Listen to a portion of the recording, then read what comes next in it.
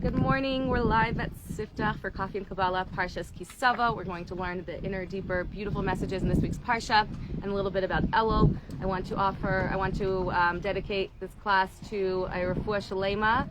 There should be a split refuah shalema for Shena Chava Bas Rasa Gittel. She should have health and her procedure should go well, and anyone else who needs any blessing for anything should have all their brachos. What? Jolie's also? I didn't know. Yudi, but Stacy should have a complete recovery, and obviously Jay Goldstein, I forget.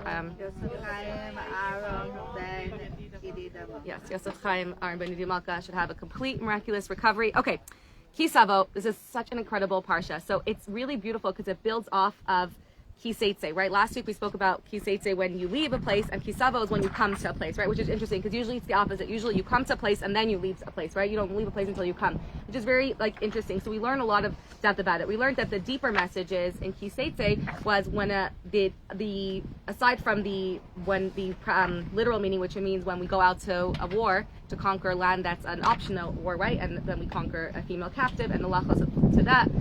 Regarding that, which we discussed last week, we also said that Ki Seitze is the journey of the neshama, when the neshama leaves her space above to come down into this world below to fight the wars that we inevitably fight all the time, etc. And now we're bringing it back. He's like full circle. We're saying when the neshama comes down to this world, after that we achieve Ki Tavo, we return, right? We re-enter this space. We can return. Hey. We can have this re-entering of this space, and that's specifically always read in Elul. So Ki Tavo is always actually read in connection to Chai in the same week as Chai Elul, which is very significant, and it's always read in Elul. And Elul is a time of re-entering our relationship with Hashem, right? It's when we've been distracted, when we've been distant, when we've been apart from Hashem for all year, maybe distracted by life, and now it's our time to just re-enter this relationship, recommit to being in it. So there's a lot to say. There's a lot more about Ki Tavo, but it's interesting that the whole parsha is called Ki Tavo. Welcome back, Anna Karen. Even though, hey, welcome. Hi, Kelly. Thank you. What's your name? Nice. You look familiar. You've been here once before? Yes. Welcome back. Hi, Elaine. So we're just starting Ki Tavo. So let me do a quick overview of the parsha. Ki Tavo astonishingly discusses Moshe's last day on earth. This is what Moshe did in his last day on earth. Not the entire parsha, but a lot of it happened on Moshe's last day on earth. So it begins where Moshe instructs us what happens when you enter Eretz Yisrael. The halachos of Bikurim. Anyone know what Bikurim are? Yes.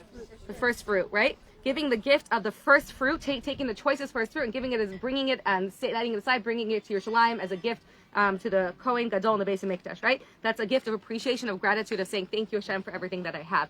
And this mitzvah applies only after they enter Eretz Yisrael, right? Because now they're on the threshold. Moshe's not going to cross over with them. They haven't crossed the Jordan yet. They're about to go in and begin the conquering process. And this is the mitzvah that's going to apply.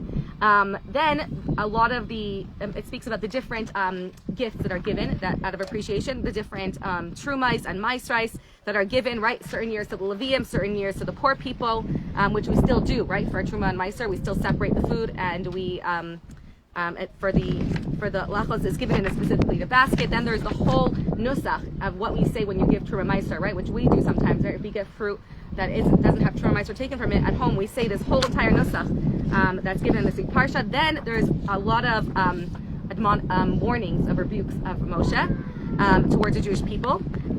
It's all the instructions that once they cross the Jordan, they have to keep all these laws. And then there's all the blessings and curses that were done on Har Gerizim and Har Evel. One mountain of curses, one mountain of blessings.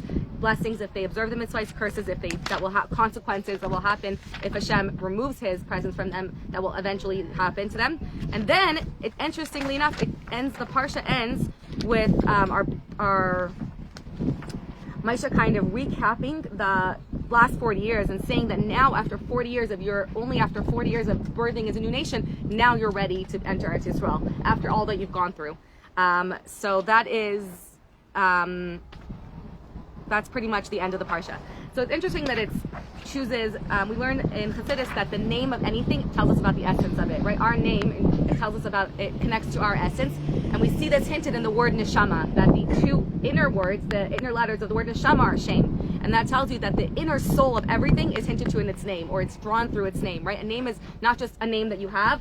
even though it might seem like a name is just coincidental, it's much more than that. It's given the highest and the energy and the life source of everything is drawn down through the names, through the shapes of the letters of their name. So the name of this week's Parsha is not coincidental. The Rebbe says that the name always tells us about the tochen, about the inner content and the inner meaning of the entire Parsha.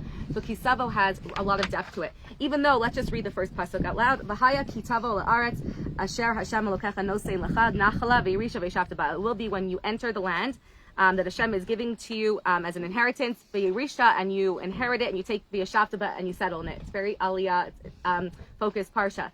And then the next pasuk says, "V'lakachta b'reishis kol pri." You take the first and choices of every fruit of the ground, and you bring it to the place that Hashem will choose to put His name there, right? The Mishkan or the Beis Hamikdash afterwards.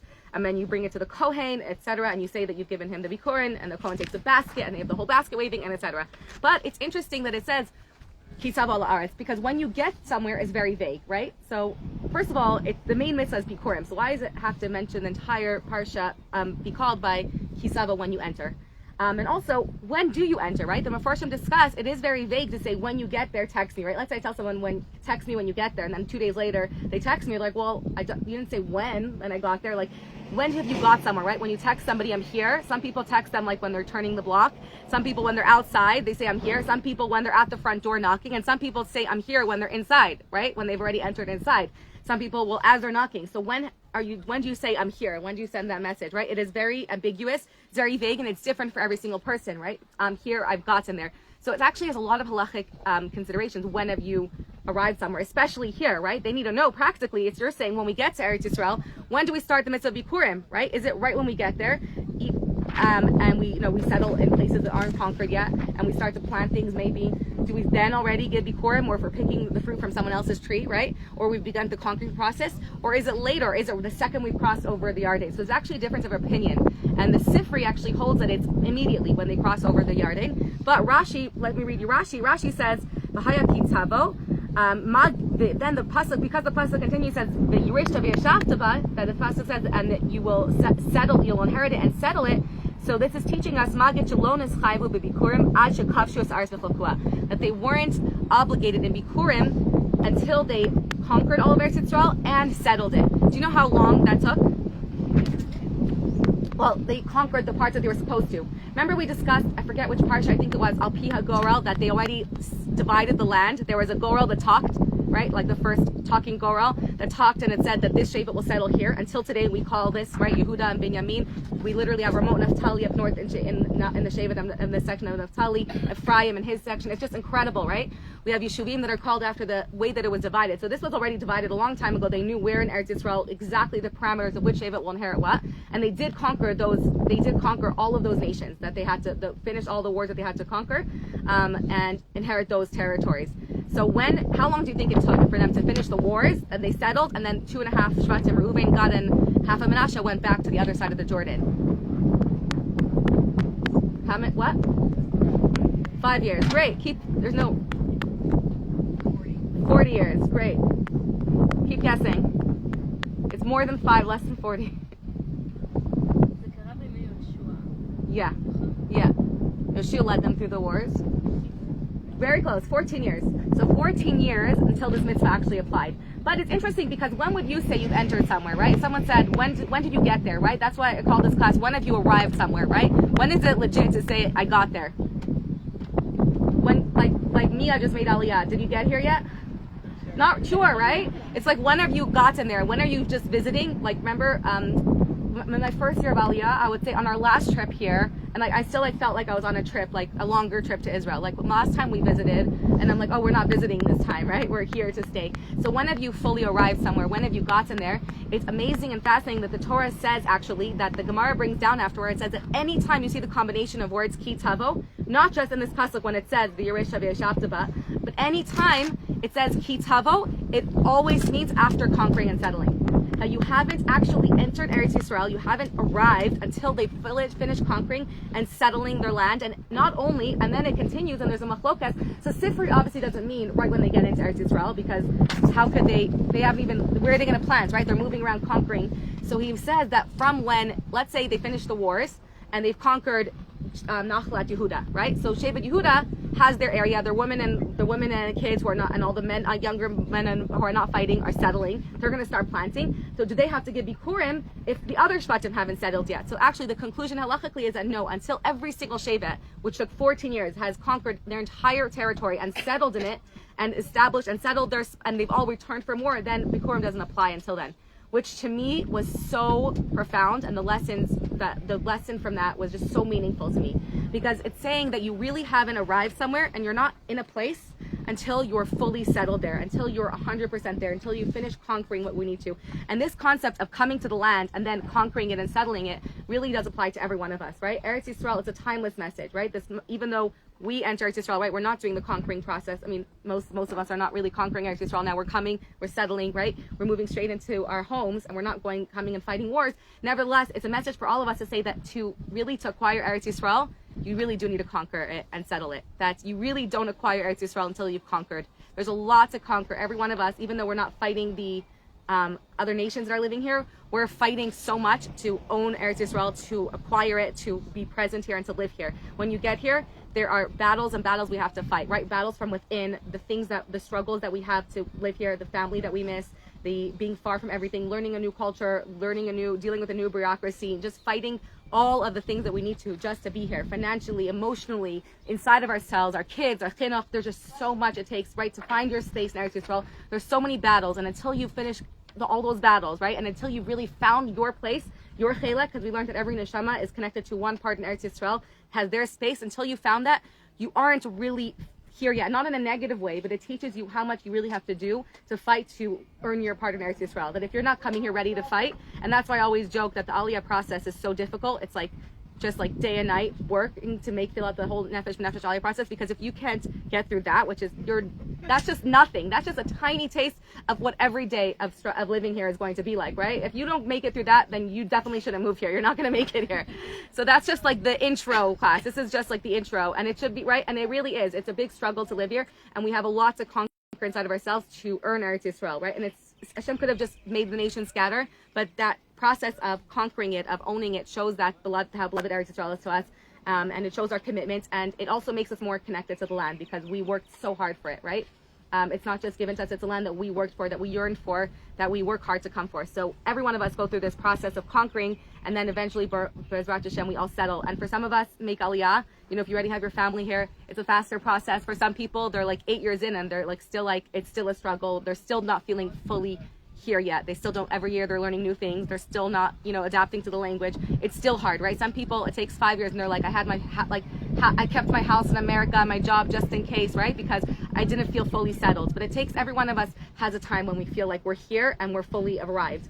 And the fact that the beautiful message that I took from this was that the Torah doesn't say v'haya ki tinchal es haaretz, right? Or tikavish es haaretz will be when you v'tisyashe ba'aretz. It could have just said when you settle the land, then this mitzvah will apply. Then you'll have this mitzvah bikurim, or when you conquer the land. But the fact that it says when you enter the land, when you arrive, when you tavo, when you get there, is very intentional to teach us that you haven't arrived in a place until you're fully there.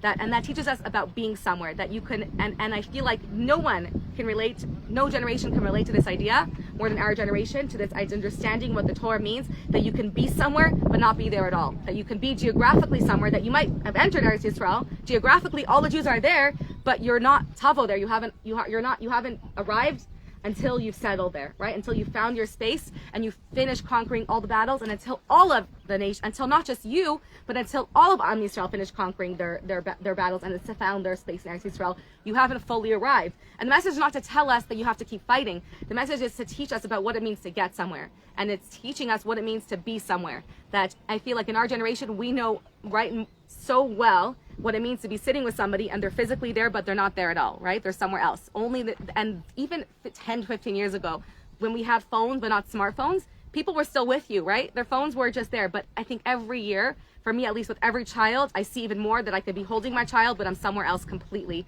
And I see it with each child more and more and more, and it's more sad every single time how much my children, from a young age, already know that the phone is the most precious product in the house. Even though it might be dead, they're just that's the thing that's takes my parents' attention the most from me, right? So that must be the most important thing ever.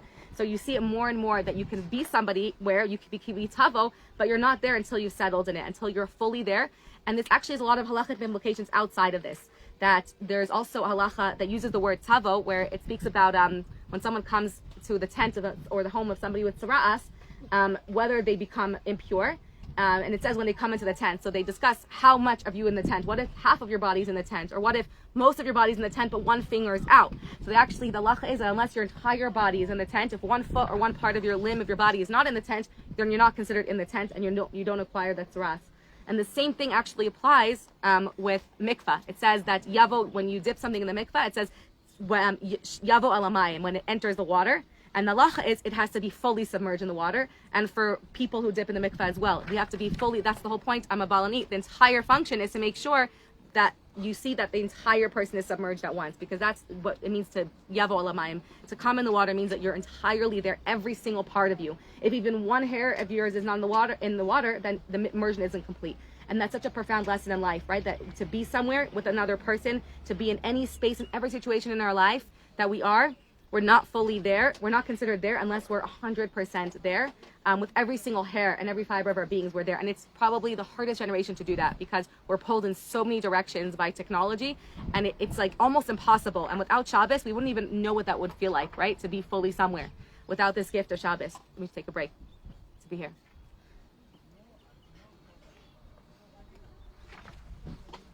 So Ki Tavo is telling us what it means to be somewhere, and specifically in every single area of our lives this applies.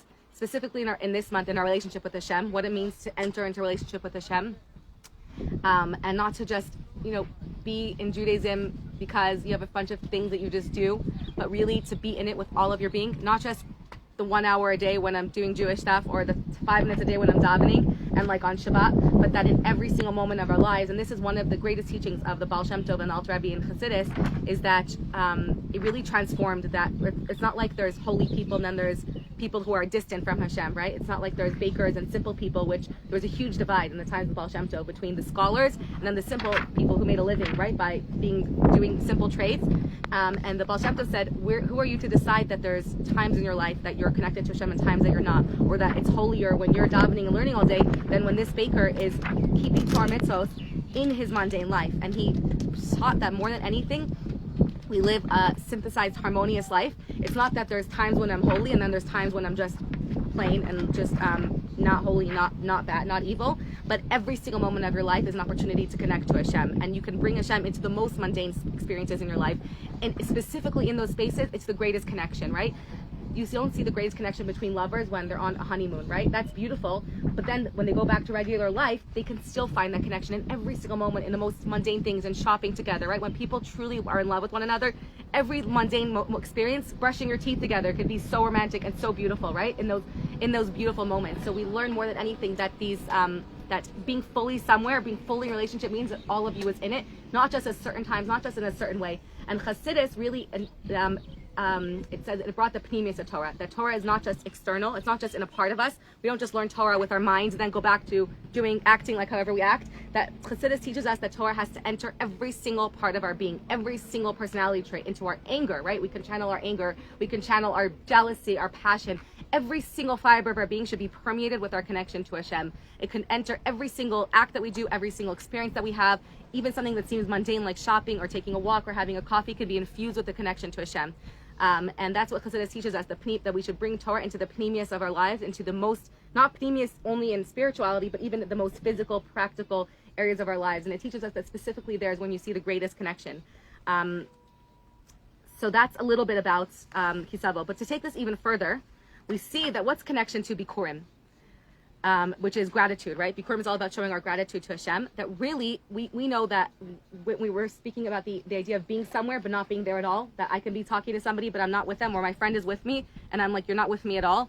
Actually, so it's not just if someone's on their phone that they're not with you. Sometimes a person just scientifically they've shown that even having your phone in eyesight or in arm's reach, it takes a person's attention completely. They're not even half with whatever they're doing, because the fact that their phone is available or they're going to be thinking about what messages they might get or what might be happening, what they might be missing out of. So my father-in-law, who's a principal, actually taught me that anytime you're meeting with somebody, your phone should never be, not obviously on the table, obviously you shouldn't be using it, but it shouldn't be in the room with you. And definitely if it has to be in the room, it shouldn't be within arm's reach of you, and it shouldn't be visible. Because the fact, if it's visible or within arm's reach of you, it affects you. And also our sleep, right? If our phone is not in our room, we sleep much better than our phone is in our room, because at any moment we can get a message, we might hear something important.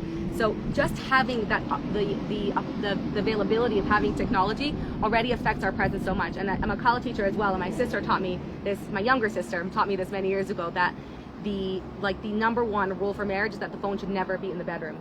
Because the message that gives is that you just think like, well, I'm in my bed, I want to use my phone. But the message it is, the bedroom is the space of oneness, of connection. It's your and your spouse's space to connect. It's your space for connection, for quality time. It's just your unique space. And when your spouse walks in the room and the husband or wife is on their phone, the message that it's saying is like, you're not important to me, right? You're not valuable to me, or like, I'm just on my phone and you're walking in.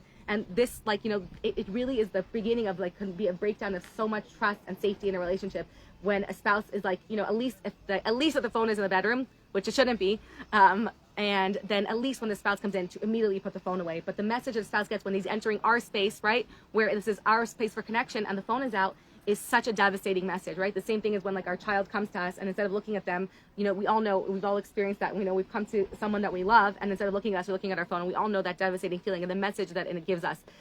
So that being, and that reminds me of a beautiful thought I once heard in the name of, I forget who, some Hasidic rabbi. He said that there's no, this is like the law of relativity, that there's no greater distance between the distance of lovers with their backs towards one another.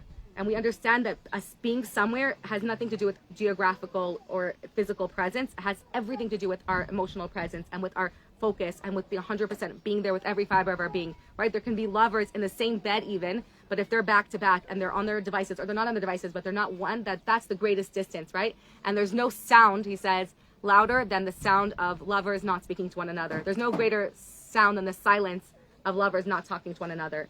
And it is so relative, right? It's not about being with one another physically, but it's about being somewhere with your entire being. And this is one of the foundational teachings of Chassidus. The fifth Chabad Rebbe teaches, someone asked him, what is a chassid? So he's famous for saying a chassid is a lamplighter, but he also said in another occasion that a chassid is a pnimi. And a pnimi. Pnimi means an internal person. To be pnimiut, like panim is our face because it shows our pnimiut. It means a chassid is a pnimi. So what does that mean, an internal person? It doesn't mean what we think it means, just to be real, right, and honest. It means that wherever he says, it means whatever he's doing, he's there with all of his being. And that's what it means to be real and honest, right? It doesn't just mean, well, a chassid is a real person inside and out the same, right? That his outside reflects his inside. It means that wherever he is, he's there 100%. Because if he's not, then he's being dishonest, right? He's saying, I'm here, but I'm not really here. And it's not being authentic.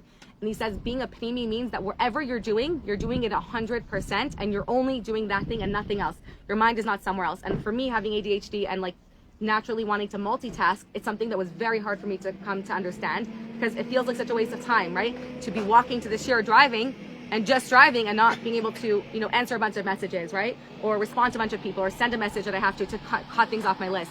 So at first I thought this only applies to like important things, right? Only be a pnimi if you're connecting with somebody, with your family member, with someone you love, when you're giving a shiur, when you're learning. But if you're doing mundane things like washing the dishes, right? Or making your bed, then you don't have to be fully engrossed in that. But actually he says that even in the most mundane things, being there 100% is the most important thing, because only every single moment, right? We learned this in another issue, that every moment has a center, right? That we don't get to decide which moment is more valuable, that I have to be there presently and fully there. So if I'm doing something even mundane, right? I could be listening to a shir at the same time, but I could, when that's okay. But there's certain times when we need to just be involved in what we're doing 100% and be focused and be present. And that helps us to then be focused and present and doing the next thing that we're going to be doing that's important, right? And then if we're washing our dishes or driving somewhere to a shiur, right? And in the meanwhile, I'm sending a bunch of messages, then when you get to that space, you're also going to be all over the place. But if you're just focused and centered and present in the drive, right? And just looking around and noticing your body and your breath, right? And feeling your state of consciousness and taking a few deep breaths and just noticing how you're feeling, then when you get there, you're so much more present and whole.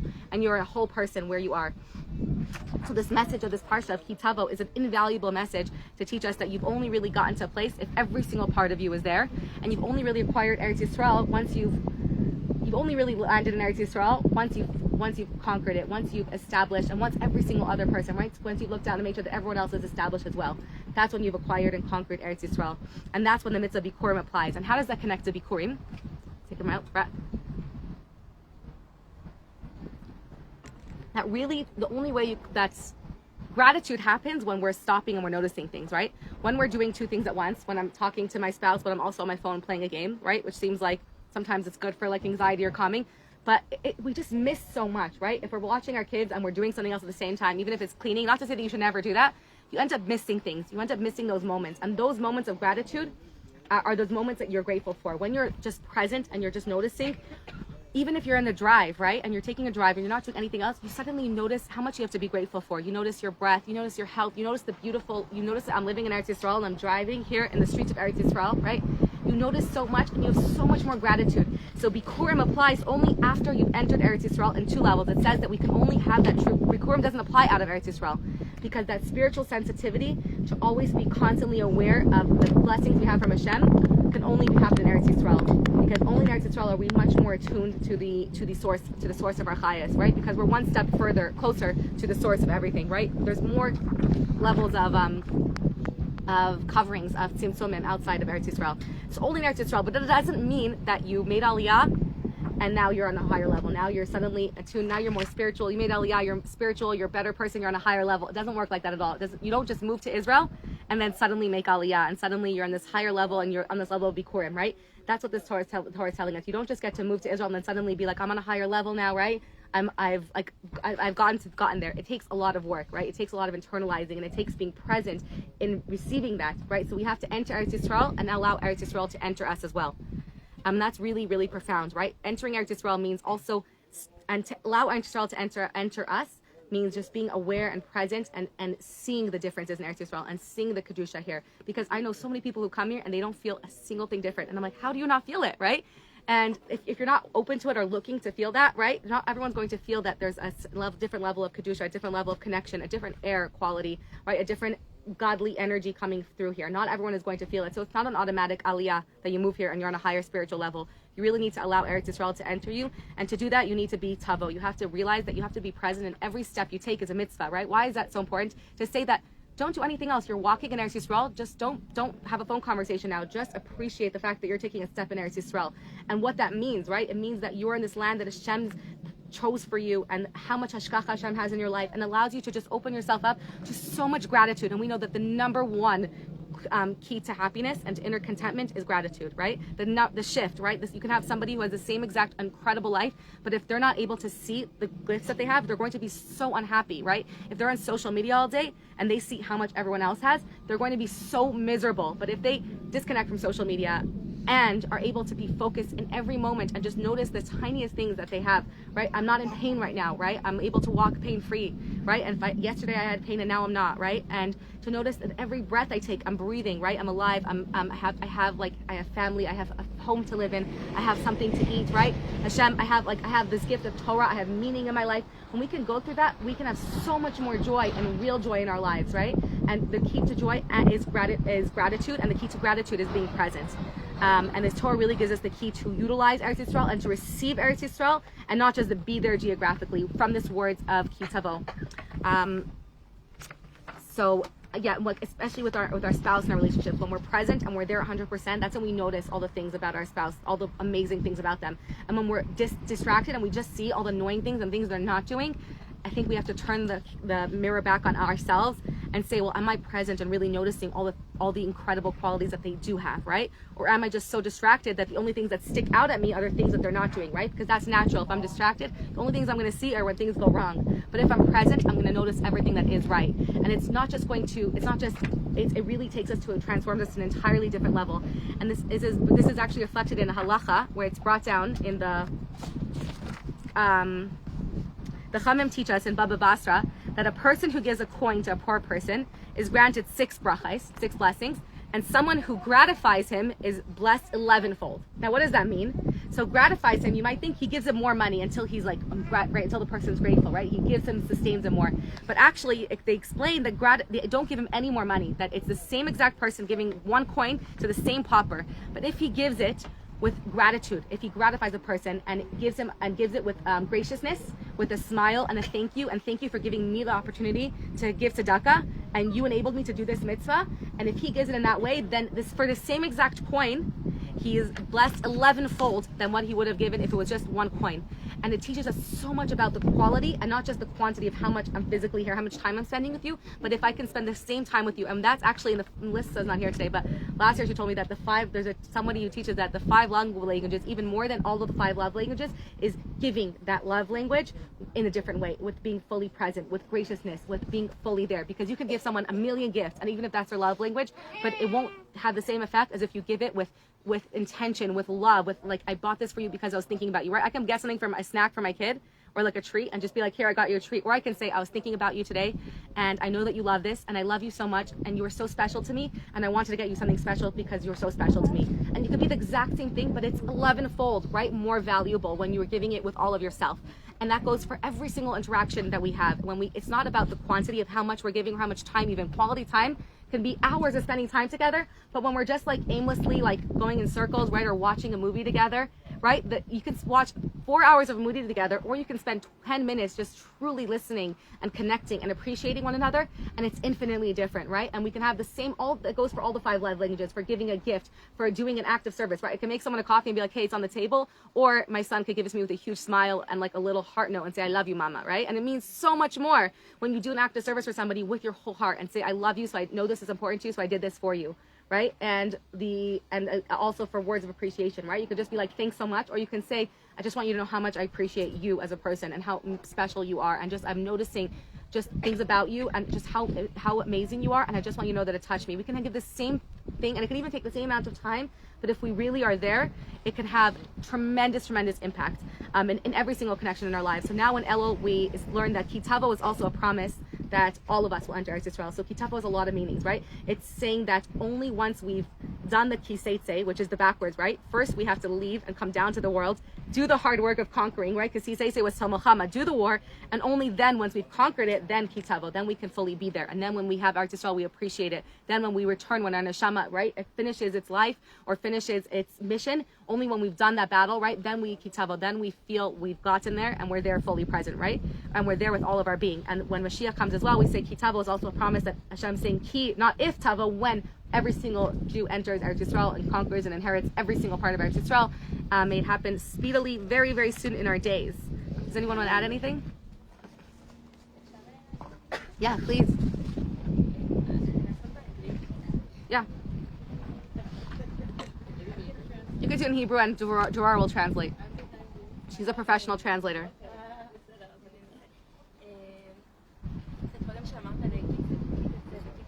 Yeah.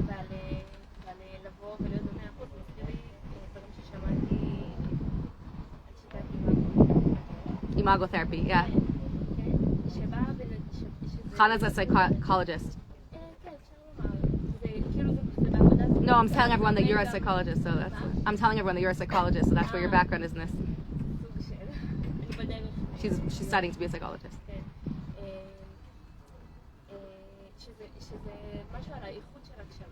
Uh-huh. Yeah. Yeah.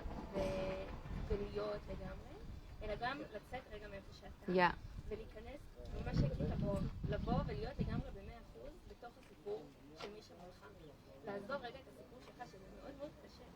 Right.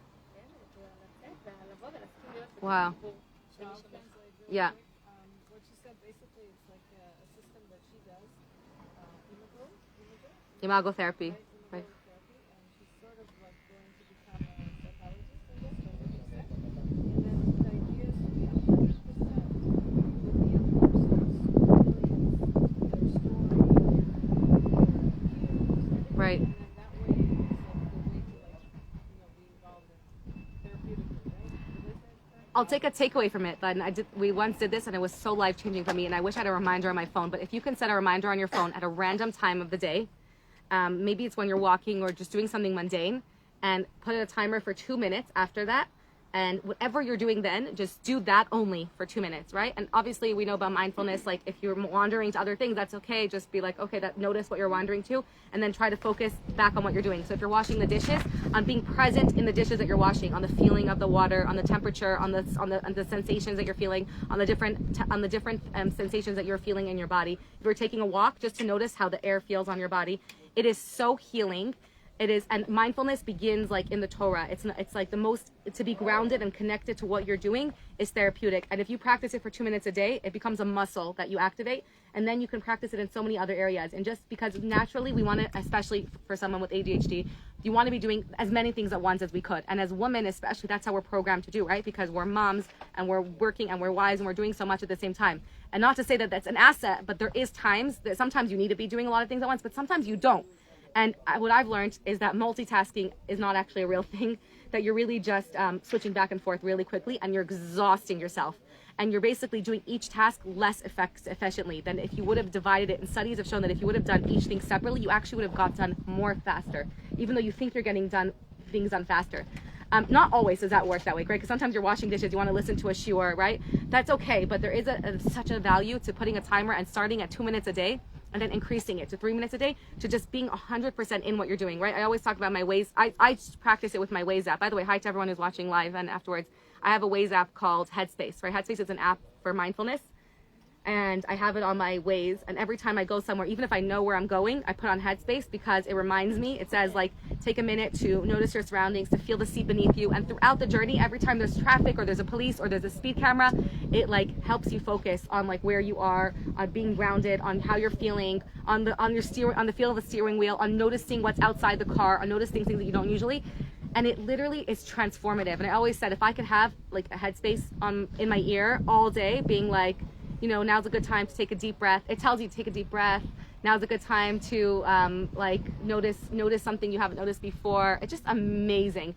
But it really has taught me like the value of maybe not having to do two things at once, and being able to just do what you're doing, and how invaluable that is, and just being there, and how that translates into so many other areas of our life. And it's obviously tremendous mental health, because instead of always being nervous for what's going to come, to just be able to be just be calm and say, well, right now I'm okay, right? For anyone who suffered from anxiety or depression or panic or fear, there's so much of it all comes from being so worried and feeling like the world is ending. But when you could stop and take a deep breath and be like, well, right now I'm washing the dishes and I'm okay, right? And everything's going to be, and then it gives you a feeling of safety of like, oh, like even though right now I feel like the world is ending, and when you recenter and refocus, you're like, well, actually I'm okay, right? Right now I'm walking, I'm breathing, I'm okay. And it's not as scary as, you know, that's not actually as real as it might feel. What is real is where I am right now. So it really is such a value in mental health. This and I love that this idea of mindfulness is just in the Torah over and over and over again, right? Like Moshe Rabbeinu, like you were saying, Shal na'alecha ma'al raglecha, right? Notice the ground that you're on. Hashem told Moshe, take your shoes off your feet and just notice that where you are right now is holy, is perfect, and you're in exactly the space you're meant to be, right? So constantly stop and be like, I'm exactly where I'm meant to be. I don't need to be anywhere else. Hashem put me here where I am, and I just have to notice and be present and feel grounded and safe, that wherever I am right now is exactly where Hashem wants for me to be. Dora, what were you going to say?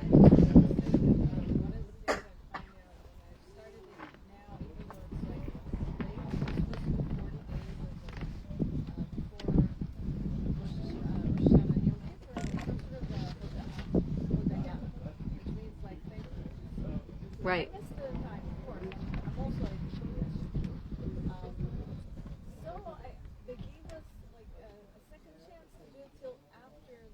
That's amazing. So 40 days of gratitude? Yeah. That's amazing. So what are you grateful for today? Every day I try to find 10 things. Whoa. It's hard because you don't think about it. Yeah. For the coffee or for the fact that Yeah. you had a good day. Yeah. Or you slept for a change. Yeah.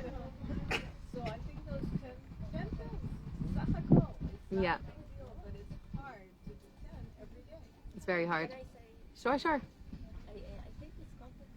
I think sometimes we're busy Yeah. because we're afraid to feel our feelings. 100%. Sometimes when we're not busy and when we try to be mindful, It's scary. it's also very hard feeling. You should know that a girl I'm close to went to seminary now. To do this Yeah. and to feel also Yeah. our bad feelings. It's scary. Also, you'll feel alone with technology. You never feel alone.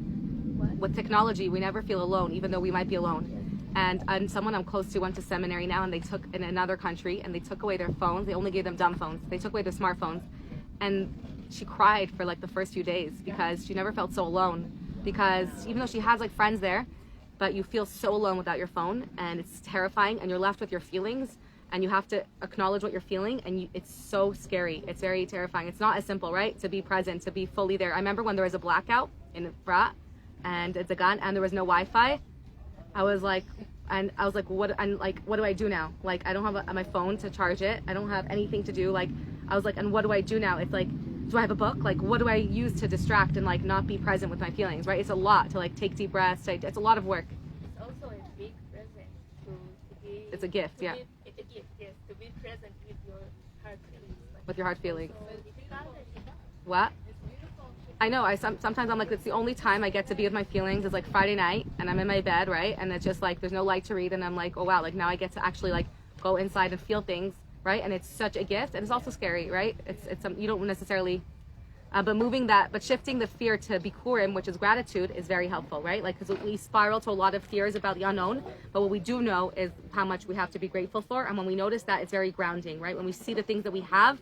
It's very grounding, and it's saying, yes, those things are scary, but I have a base to, like the basket, right, to be centered on. Thanks so much for joining. No, but I think, Hannah, you're also saying that one step further that you didn't translate was that you're supposed to come out of your own feelings and your own mind and be in that person when it comes to our kids.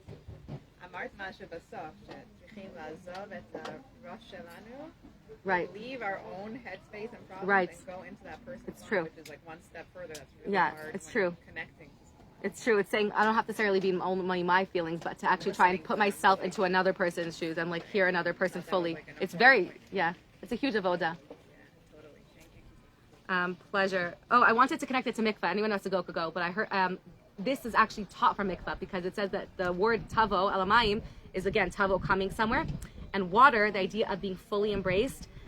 Also, I'm a Kabbalah teacher, so I was just teaching this to Kabbalah yesterday. It's just so deep that there's also a deeper message that when you're in the water and every single part of you is there, there's very few mitzvahs that you're doing with your entire being, right? Most mitzvahs we do with one part of our body, with our nose, with our mind, right, with our mouth. There's only 3 mitzvahs that we do with every part of us, right? Fully submerged. Actually, one I heard is taking a step in Eretz Yisrael, because you're doing that when you walk in Eretz Yisrael or being in Eretz Yisrael. One is sukkah, which is coming up upon us. One is talis, which only applies to men, and one is mikvah. And the mikvah is the most because you're not just surrounded by it, but you're actually, it's in a pneumius way. The water encompasses it gets into every single part of you, right? Whereas something else might be distant and surrounding, like a sukkah. The mikvah is an embrace of every single part of us, and it's just like the sukkah, which we'll learn about soon, is like the embrace from Hashem, saying that, you know, the front of you, the back of you, all of it is beloved, and all of it is precious to me, equally, right? And we don't tell my kid, you know, I love your face, but the back of your head, a little less, right? Like I love my child, all of them, fully.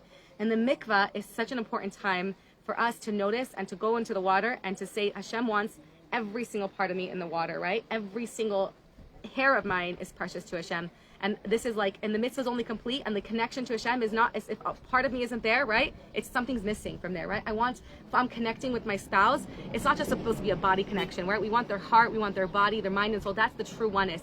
And the mikvah is Hashem's way, and especially for all of us women who, I think there's not one woman I know that doesn't struggle with her body image and feeling less than, because there's no such, you can't ever have a perfect body image when you look at fake bodies that aren't real, right? That are digitally, sounds like I'm like a hate technology person. I use technology all the time, right? We're using it to broadcast. Technology has great things, but it also has some painful things, right? So no one can have the perfect body image, but stepping in the mikvah is Hashem saying, take off your makeup, right? Take off everything that you put on to feel, to cover up, let's say literally cover up, and makeup and the things you use to cover up things that you don't like about yourself. And I want you to remove all that and come into the mikvah as you are, without anything blocking you, without any of those personas you have to put on, even like smiling to the world, right? And like putting on like a nice face. You could just be as you are, naked physically and naked emotionally, and just be completely you without anything and walk into the waters. And I want you to know that every single part of you, right? Ki Tavo has to be, every inch of you is beloved and precious and embraced by me, front and back, right? If it's not like your front is more important than your back. Every single part of you is precious exactly as you are. So like the meditation that I teach, that I like to incorporate in the mikvah is like to know that, you know, Hashem, and that my body is perfect to Hashem, and it's exactly, Hashem made it exactly the way that he intended, not any different, and it's perfect and beautiful to Hashem as I am, right? Without having to cover up anything in my body. And it's just really Hashem's reminder to us of like what it means to fully be loved and fully, and this concept of Ki Tavo is to extend that full embrace to ourselves and to extend that full love and say, if Hashem, you know, loves me as I am, and Hashem's expectations are obviously, you know, we know Hashem's expectations of us, then I could for sure, you know, love myself as I am, my body and every part of me, and learn to embrace myself, and then extend that to people outside of us, right? To be able to fully embrace an entire person, and not just the good sides and bad sides of our children, right? To accept our children as they are, the same way that we hope that we said last week that a parent's forgiveness or and acceptance is the key. Anyways, it all ties full circle. Yeah, Tiferet. We didn't get your name. My name? Yeah, is that Kiki? Oh, my name is, because we're saying about shame. My real name is Rivka, Rivka. but Kiki is my other real name. Yeah, Just Rivka. Moshe Rabbeinu had 10 names. Right. Yeah. Very nice. Thanks, Tiferet. Yeah. I have another thing that I think is really important for people to know. I'm on nomination also as a parent advocate for special needs kids. Right. Committees of what they call diversity here for the whole country. I go different ways. And I tell you, I just finished this last week, another committee on Zoom. And I see how the body image, we get like so many girls around the country that have to be special treated because of those issues. And it's scary to see how much Yeah. kids are suffering. Yeah. So I think it's really important to understand what social media does, as you said, and how like we can approach our kids in a way that will give them a good feeling about themselves without Yeah. competition, I would say. Yeah. About Because I started incorporating it when I teach bat mitzvah. I have a bat mitzvah curriculum now, so a big part of it is like body image and how it's affected on social media and like just self-worth. I feel like that's probably the number one thing we need to like impart to this generation. Yeah, self-worth is very low. Okay, I'm just going to end the live. Thanks everyone for joining. See you next time.